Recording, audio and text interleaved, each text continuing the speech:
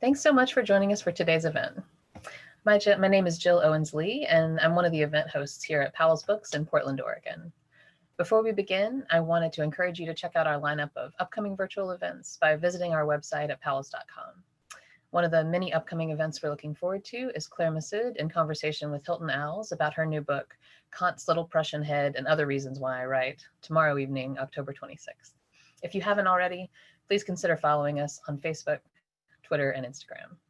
This afternoon, we're so excited to welcome Shayla Lawson and Emma Dabiri. Shayla Lawson is the author of 3 books of poetry, A Speed Education in Human Being, the chapbook Pantone, and I Think I'm Ready to See Frank Ocean. She was born in Rochester, Minnesota, grew up in Lexington, Kentucky, studied architecture in Italy, and spent a few years as a Dutch housewife, milkmaid braids and all.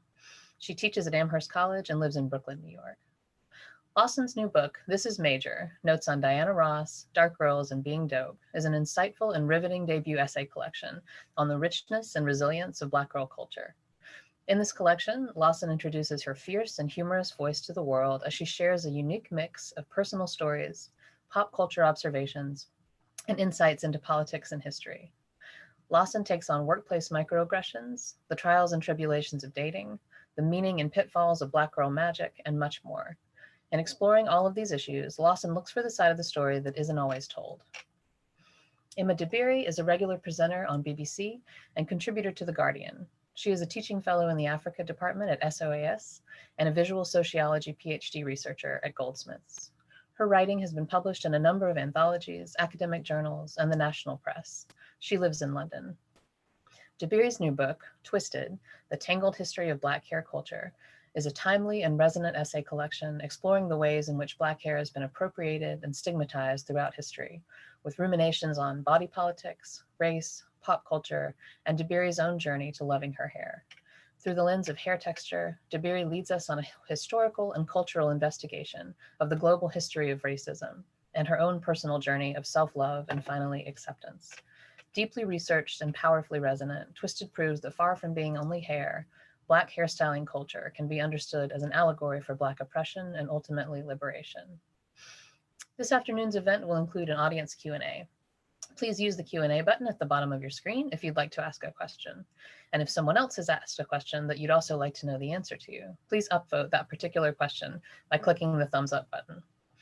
Most importantly, please consider supporting Shayla, Emma, and Powell's by purchasing a copy of their new books from us. A link to purchase their books will be shared in the chat a couple of times today. Shayla, it's such a pleasure to welcome you. Thanks so much for joining us today.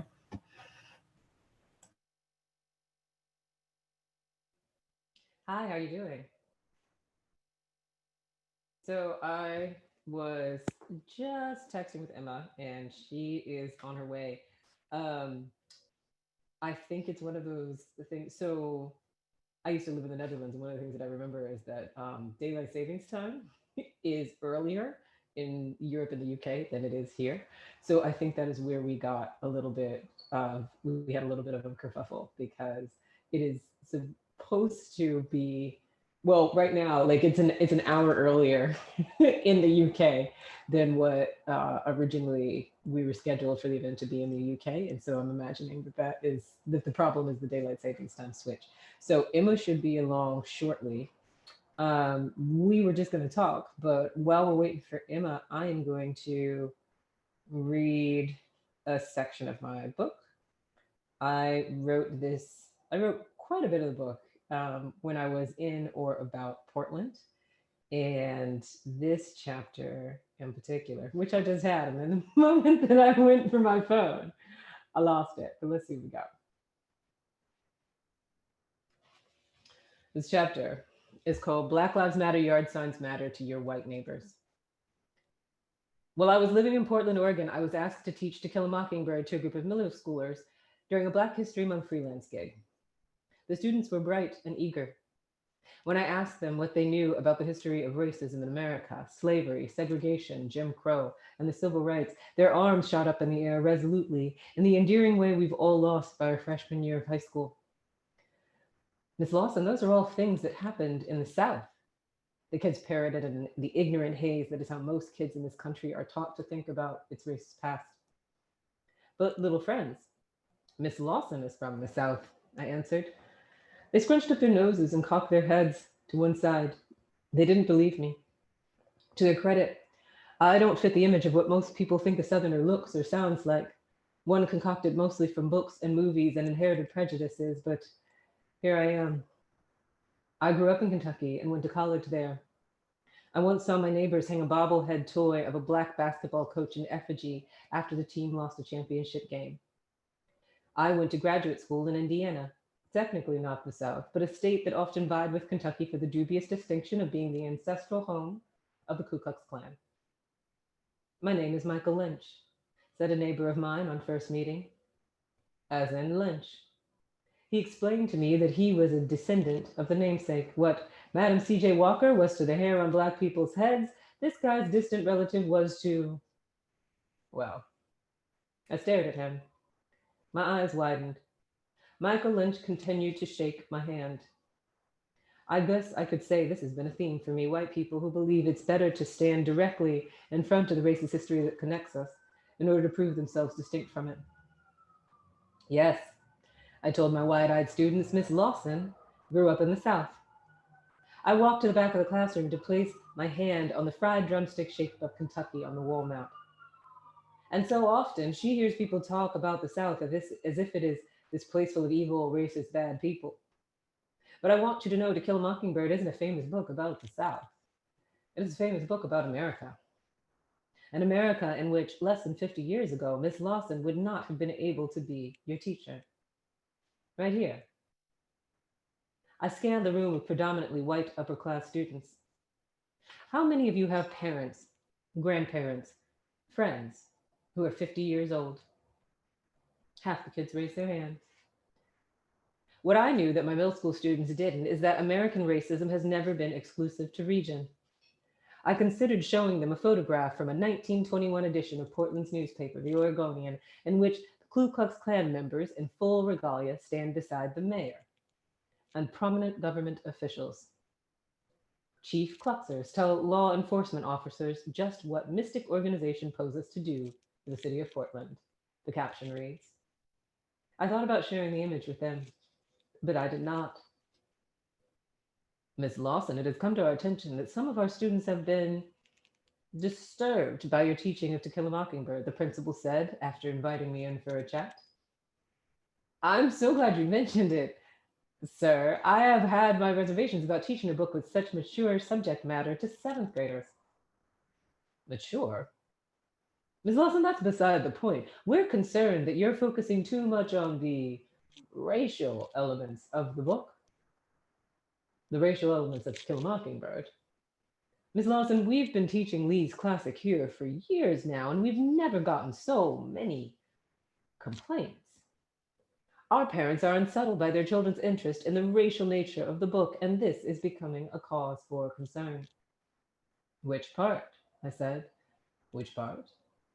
Yes, I do agree the racial nature of the book is a cause for concern. Shayla, we didn't hire you to teach To Kill a Mockingbird as a book about race. But it is, I said. It is a book about race.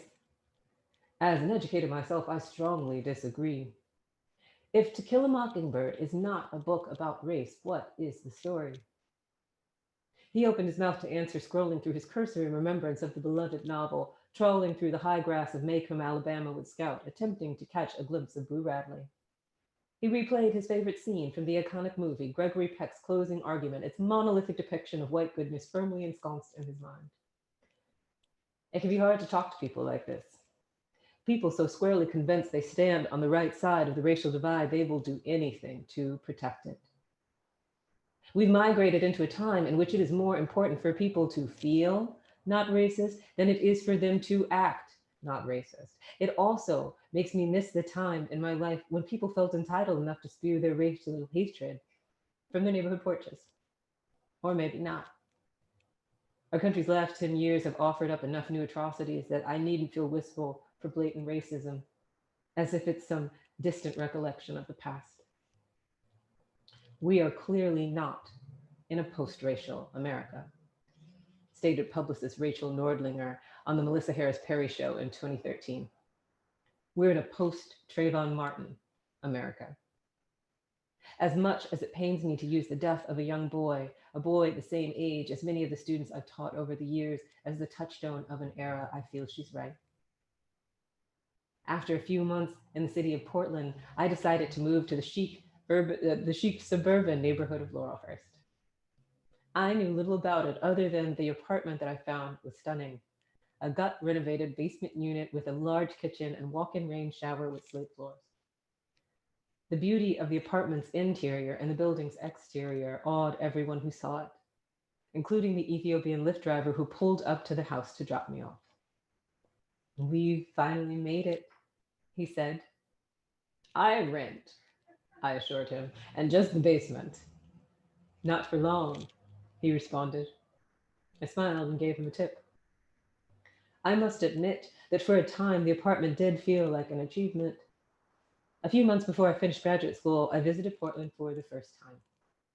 I had a couple of job interviews and was trying to figure out if I could live in a city that had a reputation of being absurdly white. Before one of my interviews, I popped into Cure, a local juice bar. I spotted an older woman with clean gray twists wearing a beautifully cut white suit, the first Black person I'd seen during 48 hours in Portland. We smiled and made eye contact. Perhaps this will work, I thought to myself. I accepted the job the following week. Perhaps, I thought with smug elitism, Portland will be the type of place where I get to choose what it means to be Black. And Portland can be. Black Portlanders call Portland the town of the one Black friend.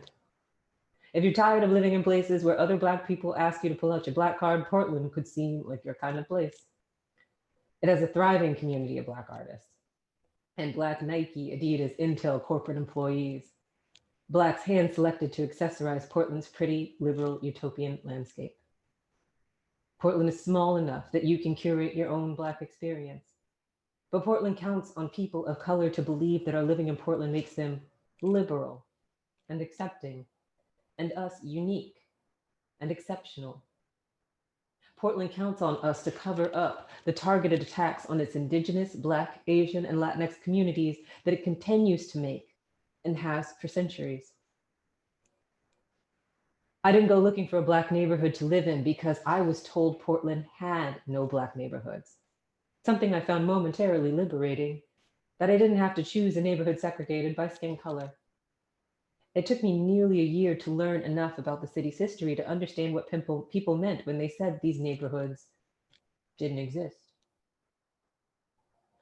You know, the joke in Portland is that Portland's so white that even the Black people live on Albina, says my one white friend from college as he drives me to my new apartment after collecting me from the airport. But the real joke isn't that all the Black people in Portland live in the Albina district. The real joke is Albina's where all the Black people used to live.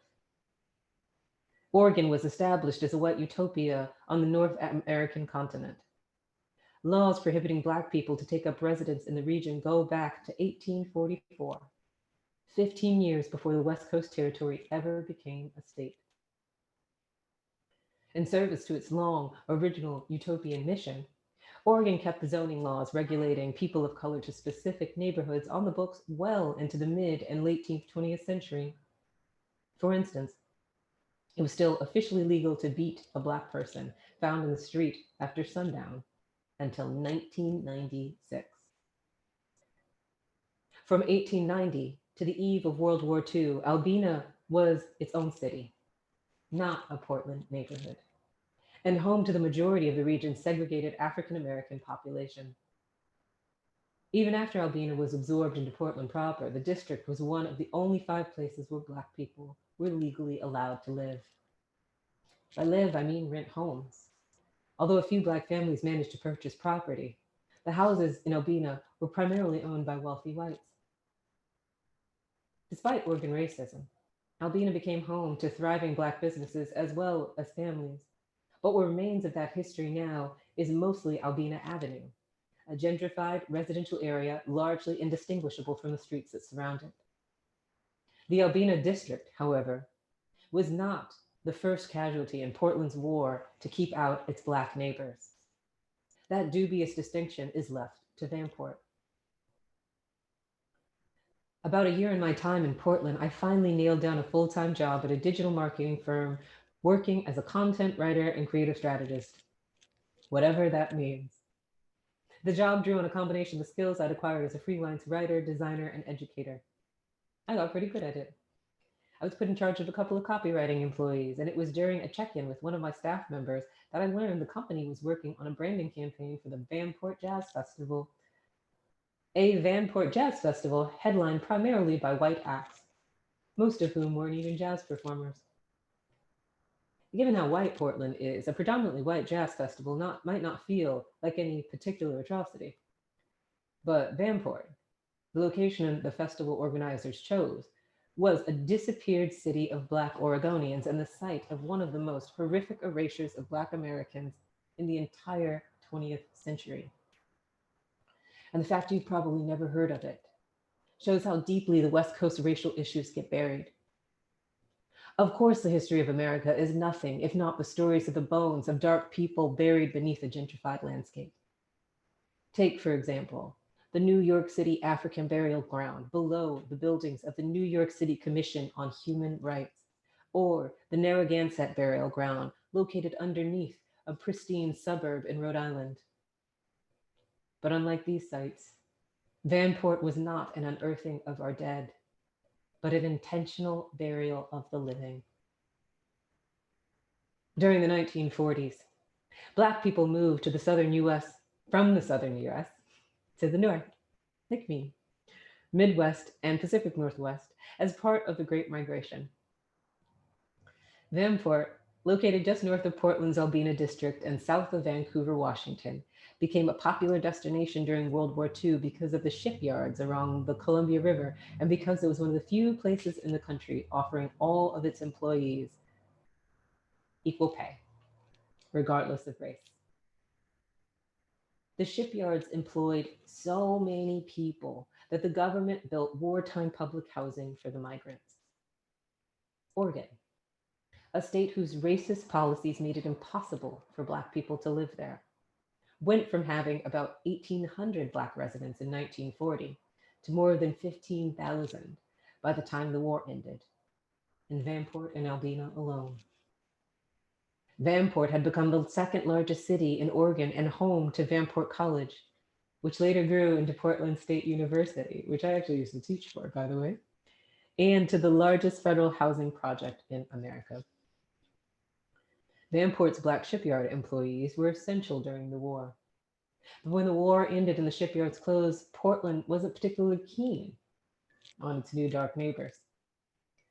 Although by 1947 African Americans composed, depending on reports, as little as 17%, or at most 35% of the total population of Vanport, wealthy Portlanders launched a campaign against the housing project with the goal of closing it entirely.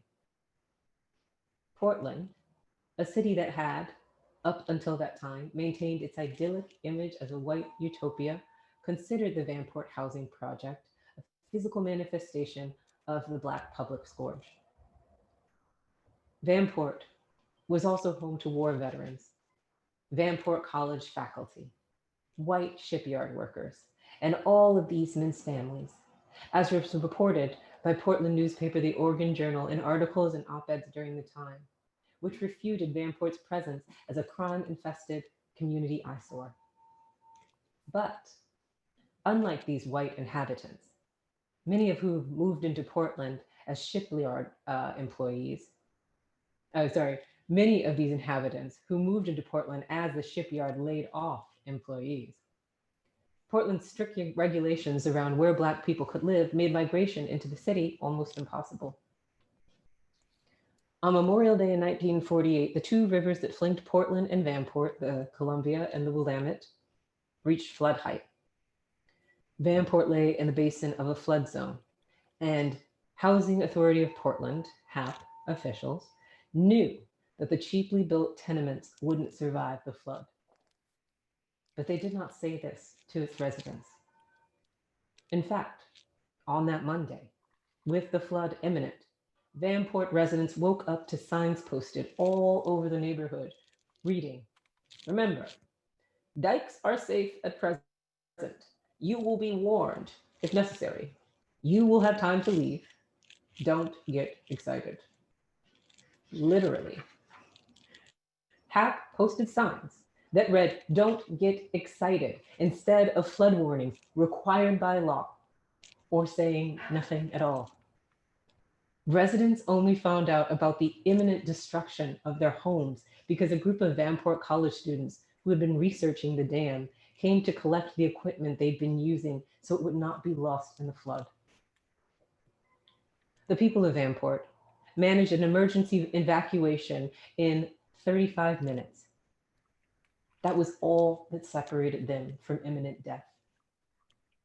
By 4:17 p.m., the dam broke, and within 10 minutes, the entire town was swept away by the flood. Although it is reported only 15 people lost their lives that day, Vanport, Oregon's second largest city, the home of 90% of its Black population, disappeared. All right, I am going to stop right there and I am going to let Emma join us if she would like to. Hi, Emma. Hi, How are you hello. doing this Hey. evening, afternoon, morning, depending depending on where you are? Yeah, Night. Yeah. not night. Yes, I'm okay. I'm just apologizing for only Yeah. joining now, but I had it scheduled to be an hour later. I guess it's because our clocks went back yesterday. That Yeah. has that messed it up. So yeah, I'm joining you in the set from the semi gloom. You're perfectly fine. I'm so glad. I'm so glad that you're joining us. Thank you so much for being here. Welcome to Portland. Wow. Is that we're in Portland? You know what? It's so weird. I've done these which city is like your city tests about Mm. like quizzes. Mhm. I've done about 4 of them and like I always get Portland. So I've never been Oh, there. But apparently, according to these quizzes, these like BuzzFeed quizzes and stuff, yeah, yeah. Portland is my city. So So if you don't mind me love asking, like, what are you virtually. into that you think that like you get Portland on these quizzes? What are the things that you like? I don't even know. Like I'd say my tastes are quite eclectic actually. Yeah, I yeah. can't think of kind of a singular narrative that that is kind of would identify me. I really don't know, but it happens time and time again. It's interesting, yeah, because it's funny because the essay that I was just reading was about like my relationship to moving to the city and Mm-hmm. how I too was one of those people that was kind of slated as like, oh, you were definitely like a Portland person, like and it was funny for me because now now that it's been some years and since I don't live in Portland anymore, I'm like, oh, what are you into, weed and strippers? Like that's because that is actually a big part of Portland's like ongoing economy. But Okay, so it no, must be yeah, I mean, interest in weed and strippers then makes me the quintessential Portland girl. I don't really know anything about Portland, so if you tell me it's weed and weed and strippers, who doesn't want to go? Who doesn't want to live there? I'm there. I'm there. I'm disappointed. I'm only there virtually. And no, it's yeah, no, I think so. Yeah, I think with Portland, like one of the things that makes a good Portlander, it's very literary. It's a Okay.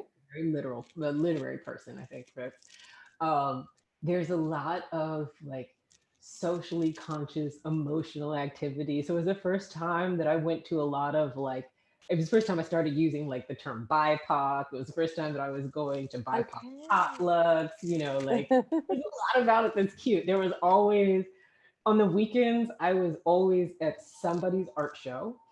You know, Okay.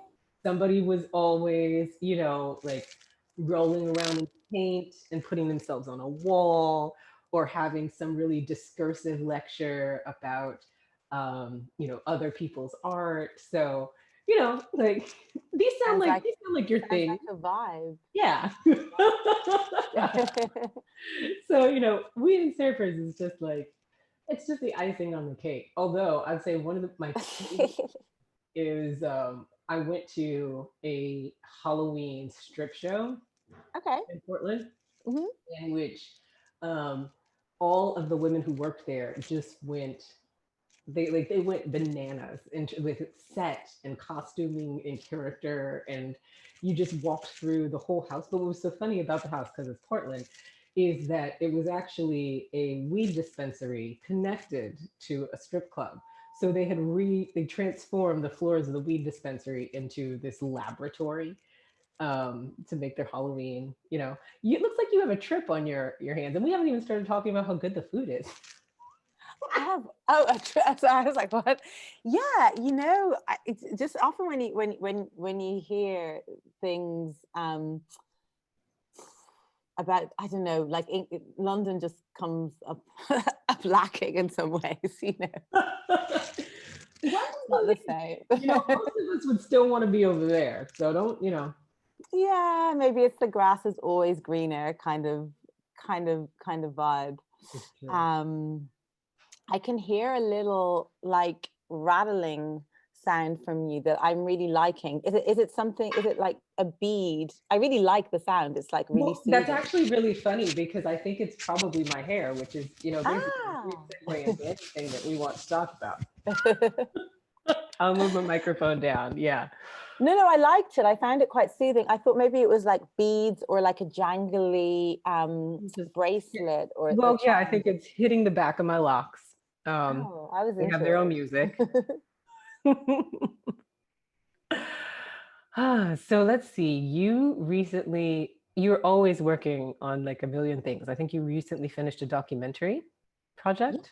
Yeah. So it had a really, really quick turnaround. We only finished it maybe a week ago, and it's going to be broadcast on Tuesday. So yeah, it's called Hair Power, Me and My Afro. And it is, it's not like an adaptation of I was going to call it Don't Touch My Hair, because it's called Don't Touch My Hair in the UK, but it's twisted the tangled history of Black hair culture in the US. So it's not an adaptation of that, but some of the themes from the book are kind of like touched upon in the documentary, but really the documentary is contributor led, and it has maybe 15 different contributors talking about their relationship with their hair, and those stories are all kind of interlinked together, and it's just incredibly beautiful. Like it looks like visually very beautiful. The director that I worked with, a woman called Nicole Charles, it's her first documentary, and she comes from a theater background, so a lot of it looks very much like, I think she lent a lot into the history of like portraiture and oil paintings. And like Rembrandt was a reference, so there's very beautiful lighting. And I think like a lot of we were thinking, with these stories about our hair, often kind of trying to create an arc, like a very beautiful like visual archive where these stories will sit, and then I guess addressing some of those absences of Black people from that type of portraiture and from that kind of visual culture that we've been referencing. So yeah, it's just visually like very lush and stunning. I'm excited for it to broadcast on Tuesday. And do you know anything about when it might broadcast in the States, or how we might watch it over on this side? Yeah, I don't know. I guess that has to do with distribution and it being like bought by an American network. But the company that I'm working with actually does, the production company does a lot of American content as well. And it's been picked up, like the Hollywood Reporter reported on it and stuff. So there has been some kind of discourse around it in the States. So I imagine that it will be picked up by a distributor there, but I don't know as yet. And what's its name? Oh, it's called, I'm like, what is its name? Hair Power, Me and My Afro. Yeah. Oh my God. I think you mentioned it and it went straight over my hair. But no, it's hair fine. Power. Be on the lookout for Hair Power. Yeah. Yeah, if you follow me on Instagram, you can see some of the stills from it, so you can get a little insight into the vibe and how it looks. Yeah. It's funny because when you talk about Black portraiture, it makes me think a lot about Carrie Mae Weems, Mm-hmm. who is actually from Portland. Ah, of course. Where else would she be from? Yeah, I love naming off Black Portlanders because Esperanza Spalding is Mhm. Oh, also wow. Oh, cool. from Okay. Portland. Yes. Yeah, Portland's got a really beautiful collection of artists who do a lot of amazing things, but then we don't Mhm. necessarily connect them to the fact that they were Portland Central. Um, but yeah, that said, I was curious, just what has it been like for you to, so with Twisted, slash Don't Touch My Hair, you Mhm. kind of started on this journey of talking to us about the um, cultural and social ramifications of the way that hair has been stigmatized for Black people. And it seems like it's become a little bit of a focal point for you as you branch off into these different projects. Is that what you first imagined when you were putting together the book, or what did you think? Um, before I wrote the book, I was quite well known here for talking about hair. I had written quite a lot of pieces about hair, made a couple of like short films.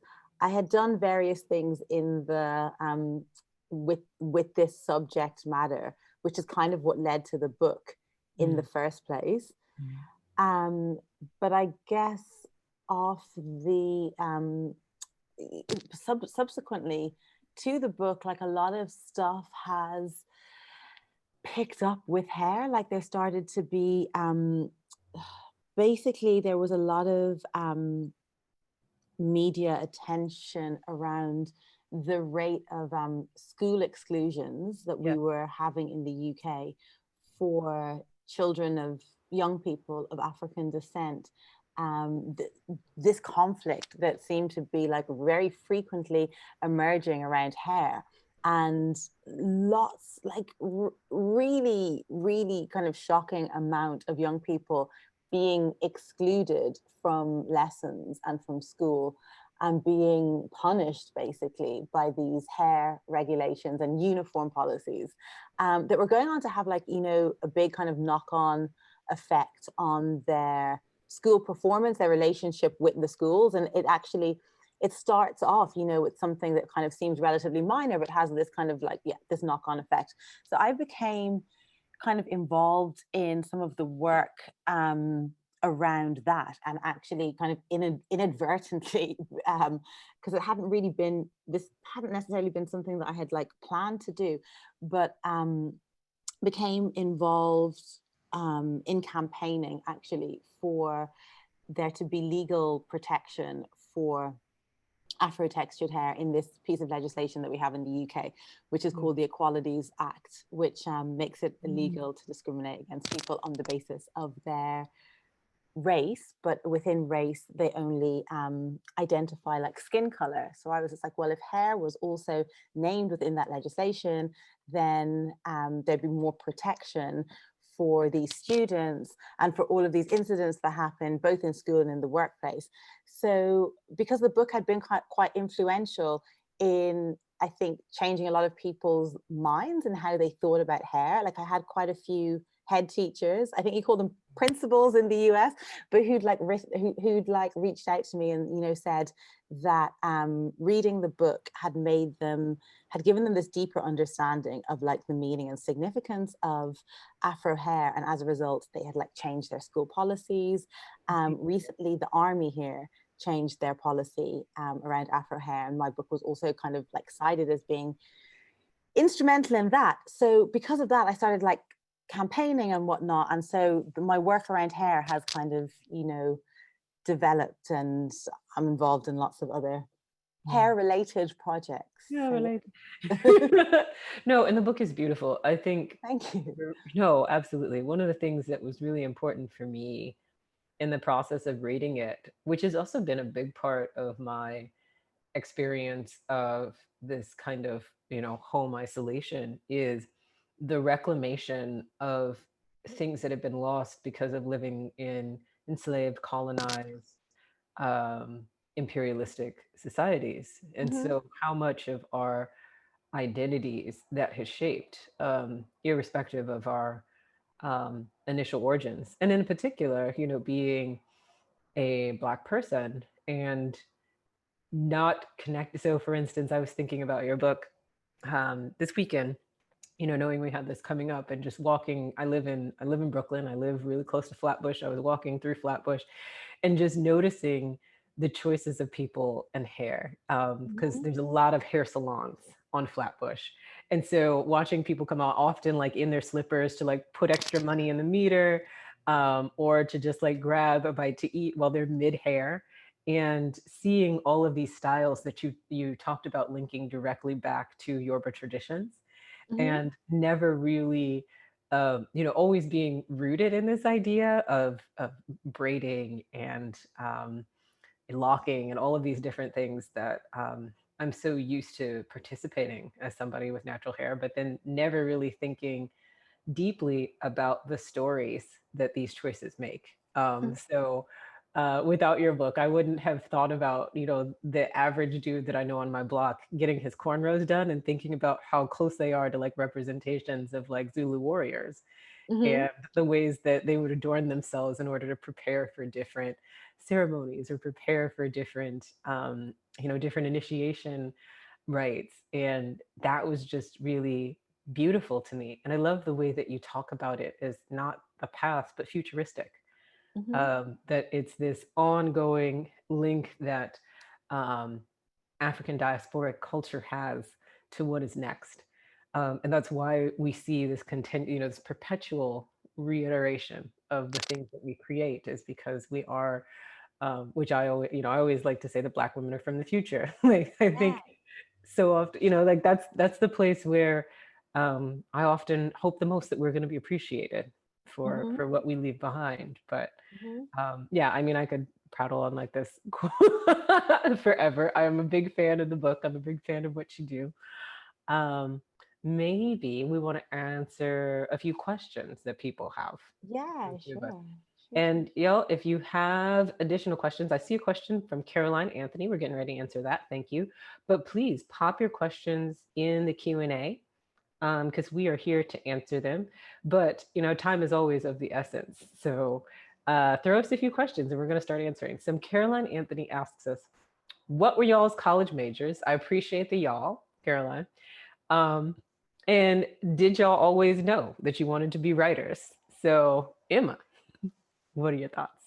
Wow. So my degree, my undergraduate degree was at a place called the School of Oriental and African Studies, SOAS, in London. And I did African Studies and History, African Studies and African History. But that was very much like my plan B. I had applied to Spelman. Um so yeah, I have a lot of family in Atlanta, and I used to spend the summers there, which was like just the perfect antidote to the ubiquitous whiteness of my existence in Ireland. So I'd spend the summer in Atlanta with my family, and then I was just like, right, this is it for me. This is like where I need to be. So I applied to Spelman and got in, and then couldn't afford to go because of the international fees. So I moved to London instead, where I did African studies and history, but it's always tinged with that like slight sadness of like, oh, I really wanted to like do Black studies at Spelman. But it's cool because the African studies, the degree that I did, was actually the right degree for me and really did set me on the path that I now find myself. And yes, I always wanted to be a writer, but I actually did a literature within African studies. I did like a literature pathway. So I was studying African literature, contemporary African literature, and African Caribbean literature. But even with having that kind of like proximity to all of these Black writers, most of them were men. Most of them were people who'd written this is in the late 90s I was studying. So they were books that had been written in like the 60s and the 70s. And the authors actually seemed very removed from me. And I still didn't actually believe that I myself could be a writer. I was like, okay, I can talk about like these men who are writers, but I didn't really like have, I guess the self-belief to know that I could write. So it was, I wrote this book like maybe like almost 20 years after I had done my degree, and then my master's is in violence, conflict and development. It's quite a segue. And then my PhD is in sociology. And you? So my undergrad degree is in architecture. Of course. Ta-da! It was interesting though, too, because when you were talking about the use of Rembrandt as a framing for the documentary, Mies van der Rohe, a Dutch architect, wrote this amazing article about the use of Rembrandt for the framing of the original version of Big Brother. The use of lighting. I'll try to remember to send it to you. Yeah, it's in this old magazine called Content. I think you would love it. And that was how I ended up in architecture, is because I was doing an English degree. It was very white. It was very Eurocentric. It was also, it just felt very closed. And looking at the world through architecture felt more open to me, because it was this question of definition. It was this empirical idea that we needed to have a more universal scope in order to understand the ways that people use things and the ways that people thought about words. And so I studied architecture so I could better understand language. And I tried to become an architect. I got a master's degree in architecture and did architecture for a while. And then when the recession hit, it got really hard to find work. So eventually I ended up going back and doing an MFA in poetry. And so those are the degrees I had. And then with my MFA in poetry, I ended up working in marketing, because why not? Actually, I feel like a lot of people out there, if you have MFAs, like think about marketing, because we need people who understand like density and alliteration and like all the tools that you learned. I think it's a great place for us to be, at least for a little while. You can make some money and then, go do something else. So yeah, I've always wanted to be a writer, and I was just always looking for places where I could learn the most. Yeah. Yeah. Let's see. Oh, this is a great question. So Degna Stone is asking us, which authors of African heritage do you admire the most? So which authors of African heritage do you admire the most, Emma? Do you want to go first? Sure.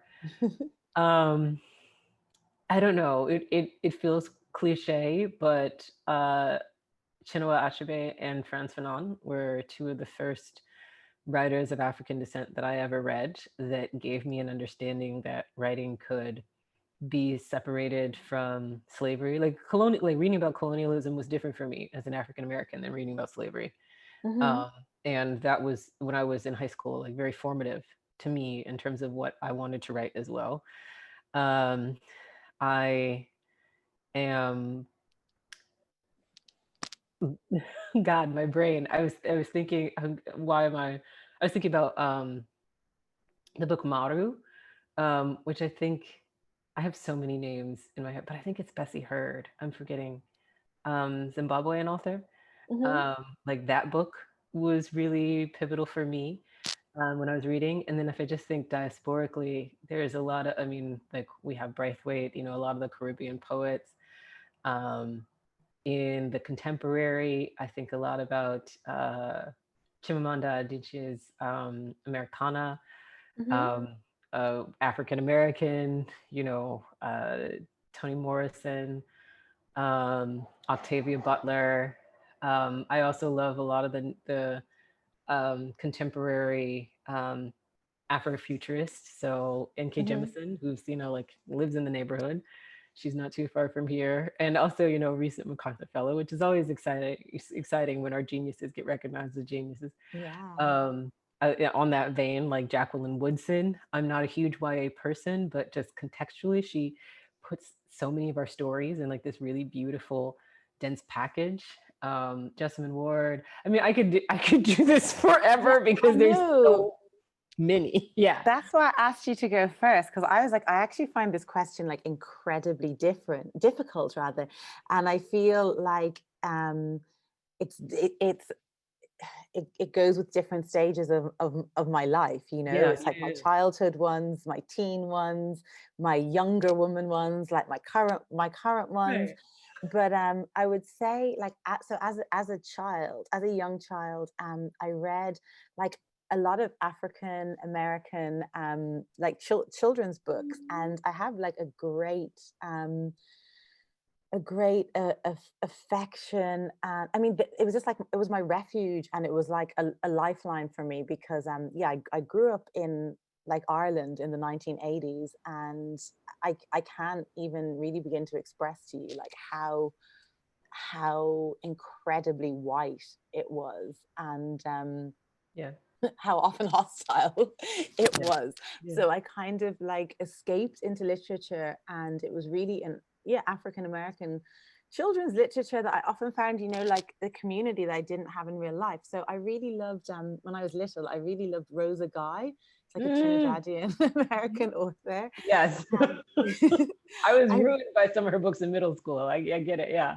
Yeah, I really loved Julius Lester. I don't know.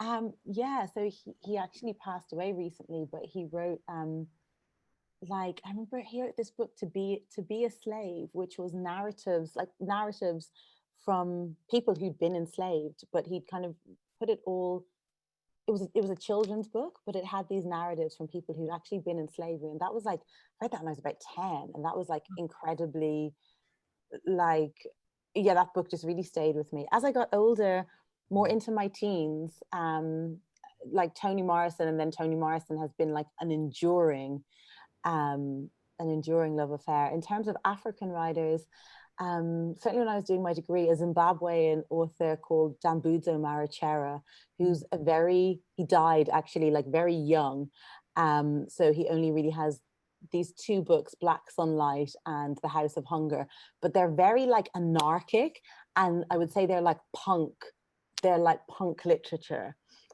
He was this very like this Zimbabwean kind of punk writer, but yeah, like so many. There's so many out there. You know, open your bookshelves, yeah. I feel like I'm still playing catch up when it comes to so much African diasporic literature, because there's so much to read out there. There's so much. Also, like you mentioned MacArthur Fellowships. I love Fred Moten. Yes. I come back to the Undercommons like all the time. There's this whole passages from the Undercommons I can just reel off. So I find his work very reassuring. That's a great way to put it. Have you seen John Keane's Counter Narratives? No. Because that feels like it would probably be a book that you would love. Ooh. He does this beautiful thing, you know. I want to make a note. I'll remember. Hey, pals, if you could pop it into the chat so that Emma can have it. Yeah. What I love about Counter Narratives is it's a tough book. It's a tough read. But what's so beautiful is he takes these different these stories in which there is the mention of a Black person historically, but there's no real backstory to who that person was. So he takes the Degas painting that's been contested about whether or not the woman was Black, and he, you know, very staunchly situates it into the idea of the fact that she's Black, and then what is her story, you know. And he does this with a lot of different stories. And then what's fun is, because, you know, he's nerdy and wonderful, he then writes them in the jargon of the periods. So as you move through the book, the language change, the English changes and migrates towards like an Afrofuturistic linguistic. Yeah, like, oh my God, it would totally knock your socks out. I need to read this now. I just love recommending it to like everybody because it's one of my favorite books. I'll actually like tie that into a question. Hi, Rosa. Rosa is one of my loves. She's in Germany. We actually met at this Portland event that's called oh God, Hey, I think Say Hey. So it's an event in Portland where like if you're a person of color and you just moved here, you can come and you can say hey, like meet some people. So Oh, that's Rosa, so nice. it's so cute. Yeah. I actually met a lot of friends that way. And Rosa and I met there years ago, and now she's living in Germany. So Rosa, thanks for Hey, staying. Rosa. Yeah, she loves you. So she was like, Oh, that's nice to hear. I love the personal thank you. So Rosa is like, so what's on your bedside table right now?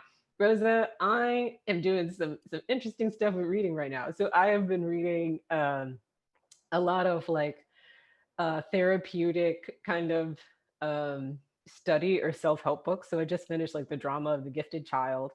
And then I've been reading comic books. So also Lazarus. I've been trying to get through the Lazarus series because it was recommended by a really good friend of mine, and I'm loving it. So yeah, I'm doing I'm doing therapy and comic books right now. That's where I am. That's what stage of quarantine I'm in. Let's see. Somebody anonymous asked, "What inspired you to write This Is Major?" That's also a good tie-in because so I have a pretty intense meditation practice, and major like back in 2017 when I first started kind of using therapy, using meditative therapy in a very concentrated sense to deal with my PTSD.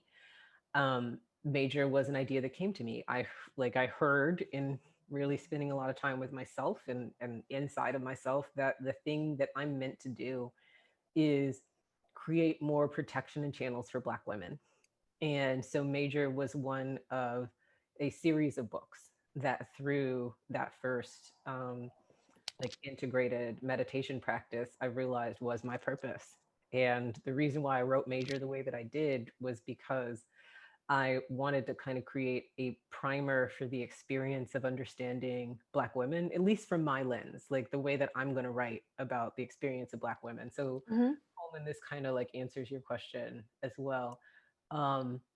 Because I felt like, if I looked at us like a gemstone, like Black women culturally and physically and communally and socially and metaphysically, I tried to hit as many facets of that gemstone as I could by moving essays around and kind of moving around that space and trying to give people as many segues as I could into the experience of our girlhood and that manifestation of how that changes us as people.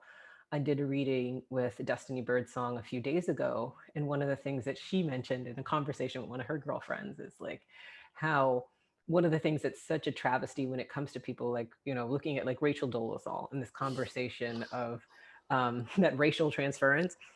One of the reasons why it's so problematic is because of the ways that it completely denies the experience of Black girlhood and what it takes for us to come out of that and to try and figure out what it means for us to have a full humanity when so much of the time we're told that we're not good enough, and we're told that, whether it be the texture of our hair or the ways that our bodies develop, to be able to go through the world without that experience and then claim Black womanhood without ever having to go through the experience of Black girlhood, which I also think of one of the things that I think of when it comes to the book is girlhood and femininehood as being also very gender neutral terms, because there's just a danger that surrounds inhabiting any kind of Black femininity, because Black femininity as a commodity had to be destroyed in order for colonialism, imperialism, enslavement to work. We couldn't be thought of as feminine or vulnerable in any state, irrespective of gender, if we were meant to be commodities. And so I structured the book around that vulnerability and around really listening to my internal heart and what I felt I could offer as a story. So that's what I did. I love that. I also love you. I love so much about it, but you saying that the idea for the book came to you from meditative practice. Yeah. I'm just thinking a lot about how meditation and other forms of like consciousness that can be accessed are really the sites or the spaces where we can start thinking about, I guess, a lot of what we do, like a lot of the solutions, a lot of what is kind of necessary to kind of do next, rather than just these reactionary positions, you know, these reactionary takes, you know, something is done to you and you react, and that's the path that you take, versus being able to achieve meditative states or access other forms of consciousness and see what kind of responses emerge to you from those positions. So the fact that or from those places, so the fact that the whole idea from the book came from one of those states is really intriguing to me. Yeah. No, I think about that a lot because I grew up very reactive. Like a lot of my girlhood was fought with my Me fists, too. Yeah. And so, yeah, no. And so and that's another reason why it's like if you don't understand what it's like to have to like to defend, like if you've never been like a little Black girl who's in a position where you had to make a fist, like how can you claim um knowing what it's like to be a Black woman. Mm-hmm.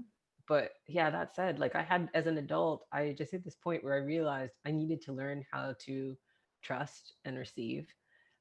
Like that I had been taught on so many levels not to trust myself. I'd been taught that sexually, verbally, intellectually, that I didn't have the capacity to understand any of those things about myself. Mm-hmm. So a lot of my work as an artist has revolved around that reception and allowing myself to listen. And so at first as a poet, I was listening to just other people, like what I heard. And now prose is this way that I'm using to try and listen to myself. So I'm actually working on my latest book, because I want to write like just, like a Black girlhood romance novel where we see what it's like to just like watch this girl be loved in a lot of different capacities. But I've noticed that the easiest way for me to write it is actually to just listen to it, like to speak it out extemporaneously and record it. Ooh. And I learned that through meditation. That I was doing a meditation session where I realized like that the sound of the book was starting to come out, and I was like, oh, I need to record this because I'm probably not going to be able to type it or like sit and write it. It may actually be oral, like a lot of our traditions are. So that's new and exciting for me. So do you think that's a book that you will that be a written piece of work, or is something that will be recorded and disseminated orally, will exist orally, or I'm going to try to dictate it and then write it. from that? Okay. Yeah, I'm going to play around so that I really love that. I think about like Dadaists, and then also in Japanese culture, like wabi-sabi design, like that beauty and imperfection that I kind of want to capture in listening. So I'm going to play around with apps that I can actually record myself on and dictate. Ooh. So that's what I'm going to be doing in the next couple of weeks to see if that works, because I'm not sure yet what it's going to look like to do a project that way. But I don't think it's meant to be oral. I think it's just meant to be told and recorded. Mm-hmm. So I'm going to see how How that. exciting. Yeah, yeah. Let's talk about another question. Maybe this will be our last, and I'll let Powell's come back in. Was writing any essay in your book, Emma, especially easy or difficult? And if so, why? Yeah, some of it was more difficult than others. I feel in certain concepts that I was like trying to translate, I were kind of complicated ideas, and I was like, how can I communicate these in, like an accessible way? So maybe some of the ideas around time and temporality, and particularly there's a section where I talk about time, like the difference between the Eurocentric academic discipline of history and the way that the Yoruba, for example, what their approach to the past was, you know. So trying to articulate the differences between that, between those two different understandings of the past and the nature of history, was kind of challenging. And then on an emotional level, I would say the story of people like Margaret Garner, who's the woman who Beloved is based on. Part of your book, by the way. Thank you. Oh, thank you. I had a, oh my gosh, I had a copy editor initially who had to be I had to request for that person to be I had to request a new copy editor because particularly around that section of the book, this individual took exception to some of that without giving too much away, and because it was material that I found so upsetting and distressing anyway, having that kind of a little bit of conflict around it was quite challenging. But yeah, I did find writing parts of it difficult. Yeah. For me, I'll mention probably what was the easiest for me was Tammy from HR, because I was just so enamored of the voice, just that grating aspect of trying to be the only woman of color in the office, and having heard those voices so frequently that tried to tell me, no, but everything is fine because we're not racist here. So that was a really great, just kind of chemical endorphin release to turn that into a voice. Um, and, well, to say everything else in the book was difficult. That was easy. What felt quite, okay. Oh, no, go ahead. Go ahead. Yeah. Just very quickly, I'll say it felt quite surreal to articulate some of the experiences I had as a young girl and teenager. You know, some of those exchanges I had with school friends in Ireland, it felt so odd to be like putting them on. I don't name any of them or anything, but to be recreating those scenarios and essentially like putting them on blast like that. I was just like, oh my God, when you guys were doing this, like when none of us had any idea that I'd ever be like writing a book and kind of addressing some of it, you know. And Ireland's like quite a small place. There's been quite a lot of speculation, like, who are you talking about? And it's like, the people will know themselves. But I also think that that's really great because it's kind of like, think about what it is that you're saying, because you might be around a writer, Never underestimate where this is going to be going. I'm very discreet though.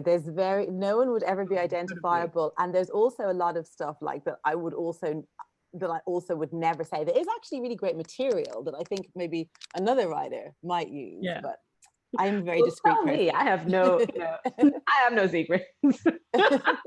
But then I know we're gonna close, Powell, but I did also want to say that your whole section on Madonna and her use of the voguing and the ball scene was just inspired. I loved it. I feel like everybody should, absolutely check out Twisted, or if you're in Europe and the UK, Don't Touch My Hair. And yeah, Emma, it's just been amazing to spend time with you. Thank you so much for taking time out of everything else that you're doing to come visit. Likewise. I'm sorry it was a little attenuated, but it was we're good here, to connect anyway. Time-wise, we're here. Thank you both so much. It was such a pleasure and just such a wonderful conversation. And we really appreciate you doing this for Powell's and for your readers. And it was really great to be able to do this today. So thanks to everyone for joining us. Please consider purchasing a copy of Shayla and Emma's books by visiting us at powells.com. Emma, Shayla, thanks again. We're so grateful to you both. And I hope everyone has a wonderful rest of the day and hope to see you again soon. Thank you. Thanks. Bye. Bye.